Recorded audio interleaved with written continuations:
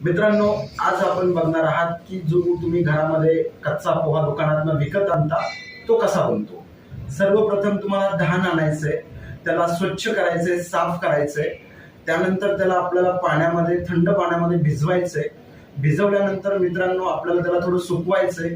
सुकवल्यानंतर त्याला आपल्याला भाजायचंय आणि भाजल्यानंतर तो आपल्याला पोहा मशीन मध्ये टाकायचा आहे, थोडक्यात गिरणीमध्ये टाकायचा आहे, पोहा गिरणीमध्ये। आणि त्याच्यामधला पोहा बनणार। तो बनलेला पोहा आपल्याला साफ करायचा आहे ग्रेडरवरती टाकून। नंतर तो आपल्याला अजून पतला हवा असेल तर आपल्या फ्लॅकरमध्ये टाकायचा। तो फ्लॅकर 2 रोलर असतात, तो फ्लॅक करेल आणि एकदम पतला पोहा बनवून देईल। परत त्याला ग्रेड करायचंय आणि सेपरेशन होणार, त्यातनं पावडर सेपरेट होणार, तुकडा सेपरेट होणार आणि फ्रेश पोहा सेपरेट होणार। तो एका बेल्ट कन्व्हेयरला पॅकेजिंग मशीन मध्ये जाणार, पॅक होणार आणि तो आपल्या दुकानामध्ये आपल्याला विक्रीसाठी अवेलेबल होणार। धन्यवाद।